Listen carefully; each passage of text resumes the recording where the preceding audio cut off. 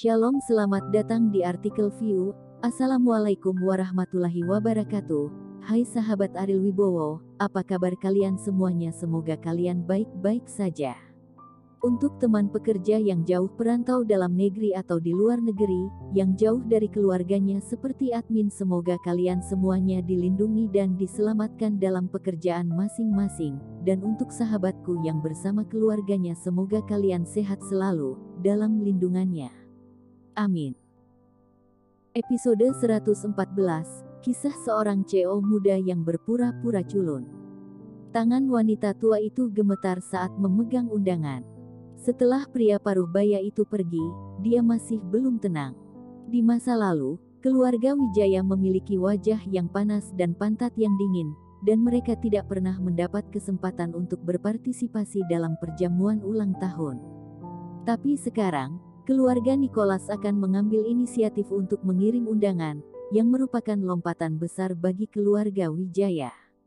Keluarga Wijaya akhirnya keluar. Akhirnya keluar, kata wanita tua itu dengan penuh semangat. Nenek, mari kita lihat persyaratannya. Andika juga sangat bersemangat. Sebagai putra tingkat kedua di Bandung, ketika dia menghabiskan waktu di luar, dia harus tetap rendah hati ketika dia bertemu orang-orang dari tingkat pertama, keluarga, bahkan jika itu adalah kotak yang dia tuju terlebih dahulu, selama putra-putra garis pertama itu membiarkannya pergi. Dia juga harus siap. Tapi sekarang, Andika melihat harapannya untuk menjadi anak lini pertama, siapa yang berani mengecewakannya di masa depan. Ya, wanita tua itu berbicara dengan penuh semangat dan membuka undangan. Kartu undangan menandai jumlah orang yang harus hadir dan nomor lokasi yang telah diatur Nicholas untuk mereka. 10 orang hadir, dan keluarga Nicholas telah memberi kami banyak wajah. Ketika dia melihat isi undangan, Andika berkata dengan penuh semangat, yang berarti bahwa keluarga Wijaya akan memiliki meja makan terpisah di jamuan ulang tahun. Spesifikasi ini tidak tersedia untuk orang biasa. Tidak buruk, tidak buruk. Wanita tua itu tersenyum dengan wajah berkerut dan berkata, kali ini, keluarga Wijaya telah menerima perhatian seperti itu dari keluarga Nicholas. Tampaknya kita akan menjadi keluarga lini pertama. Ini sebentar lagi. Nenek, keluarga Nicholas dapat terima keluarga kita, menghargai keluarga Wijaya. Kita sekarang bertanggung jawab atas proyek di barat kota. Kota baru ada di tangan kita di masa depan, bukan? Keluarga Nicholas tidak berani meremehkan kita. Andika berkata dengan bangga. Nenek, kita tidak bisa meremehkan diri kita sendiri. Apa yang harus dihargai oleh keluarga Nicholas, kita pasti akan dapat bersaing dengan keluarga Nicholas di masa depan. Mereka takut, jadi mereka memberi muka kepada keluarga Wijaya, kata Sofia sambil tersenyum. Wanita tua itu memikirkannya dengan hati-hati, dan memang ada kemungkinan seperti itu, tetapi dia tidak menyangka bahwa keluarga Wijaya akan memiliki nasib baik hari ini. Orang-orang dari keluarga Wijaya, yang diam dalam kegembiraan mereka sendiri, tidak tahu mengapa undangan ini dikirim ke keluarga Wijaya. Proyek Kota Barat, apa status keluarga Wijaya? Ini tidak terlihat oleh keluarga Nicholas. Meskipun global adalah proyek pengembangan yang sangat bagus, keluarga Wijaya memang dapat menghasilkan banyak uang karena itu, tetapi hanya karena ini.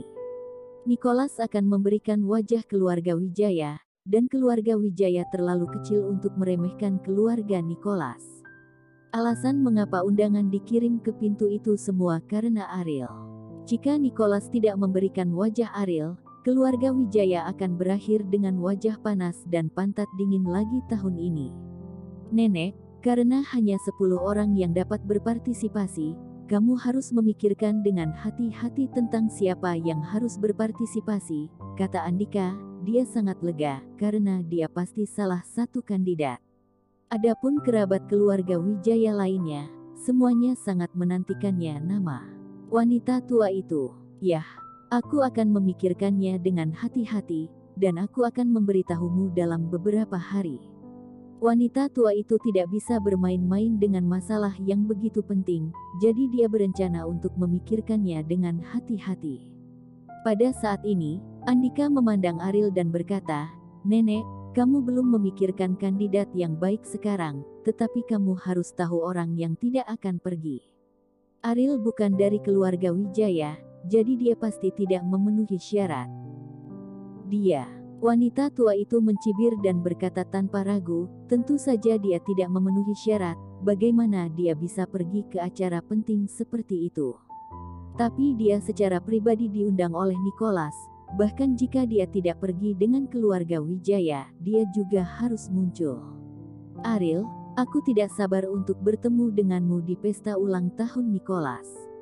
Andika berkata kepada Ariel dengan nada menggoda. Melihat ekspresi puas diri Andika, Ariel tersenyum ringan dan berkata, kita pasti akan bertemu, aku harap kamu tidak akan terlalu terkejut ketika melihatku. Pasti kamu tidak akan mengakuinya sampai aku menamparkan wajahmu. Oke, jika kamu datang, aku, Andika, akan berlutut di hadapanmu di pesta ulang tahun dan belajar menggonggong seperti anjing, kata Andika tegas.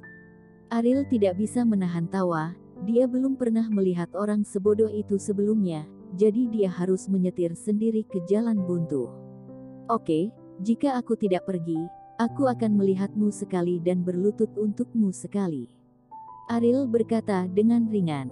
Melihat tatapan tenang Ariel, Andika merasa bersalah. Orang ini tidak akan benar-benar memenuhi syarat untuk pergi, bukan? Mustahil. Bagaimana mungkin, jika dia sangat sia-sia, jika dia bisa mendapatkan undangan dari Nicholas. Kecuali jika matahari menyentuh barat. Meninggalkan villa keluarga Wijaya dan kembali ke area villa puncak, di gerbang, mobil keluarga Andika ditahan oleh keamanan. Ada apa? Bukankah orang-orang ini memiliki mata yang panjang? Apakah kamu tidak tahu kita tinggal di villa di lereng gunung? Lina berkata dengan mengutuk di dalam mobil.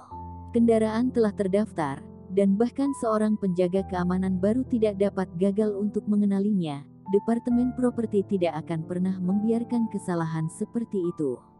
Ariel keluar dari mobil dengan bingung dan melihat Aisyah duduk di pos keamanan.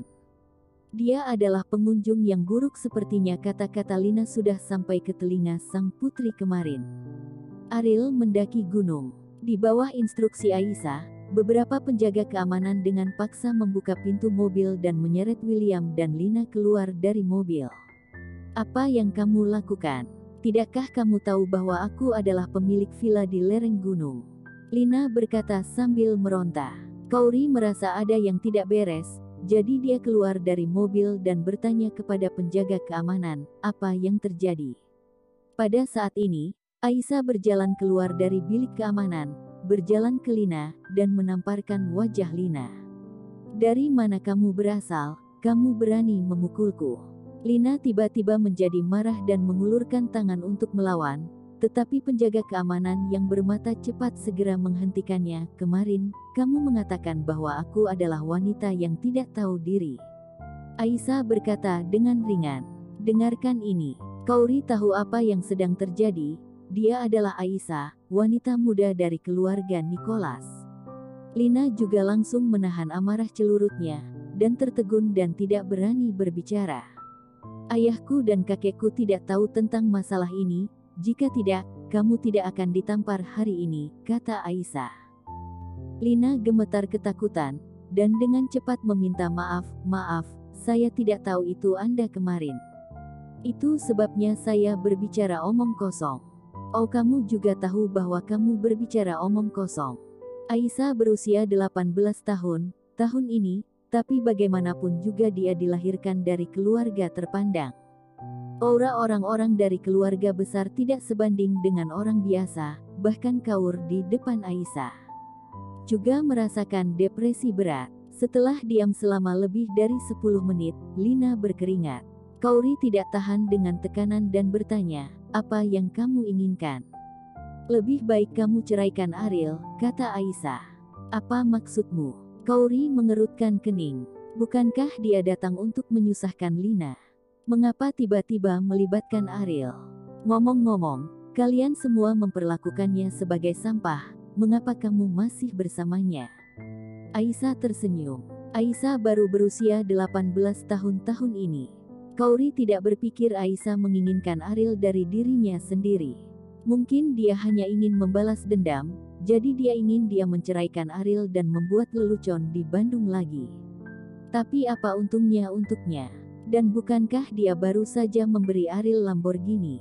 Aku berbicara dengan santai, kamu tidak perlu menganggapnya serius, tetapi apa yang terjadi kemarin tidak dapat diselesaikan dengan tamparan. Saya harus mengatakan bahwa saya Aisyah sangat peduli tentang apa yang dipikirkan Ariel tentang dia, itu sebabnya dia tampak sangat berhati-hati. Kalau tidak, dengan status Nona Aisyah, mengapa Aisyah harus begitu pemalu ketika melakukan sesuatu? Saya akan menamparkan Anda 2 kali lagi. Saya harap Anda bisa melepaskan masa lalu. Lina menundukkan kepalanya dengan sangat sederhana di depan kekuatan. Aisyah memandang William dan berkata, karena dia adalah istrimu, itu berarti kamu tidak memiliki cara untuk mengajar dia, jadi aku biarkan kamu yang memukulnya, tetapi jika kamu memukulnya dengan ringan, aku hanya bisa membiarkan penjaga keamanan ini mengambil tindakan. Apakah dia dipukuli oleh William atau dipukuli oleh penjaga keamanan? Lina tentu saja memilih yang pertama. Dengan tamparan di wajah, penjaga keamanan muda yang kuat ini tidak dapat memukulinya hingga gegar otak. Pukul aku dengan keras. Lina menggertakkan giginya dan berkata kepada William. William memukul istrinya yang keras dan tidak berani berbicara keras kepada Lina. Kapan dia memukul Lina, yang membuatnya sedikit enggan. Tetapi jika dia melawan, penjaga keamanan itu akan menjadi lebih serius. Bersambung.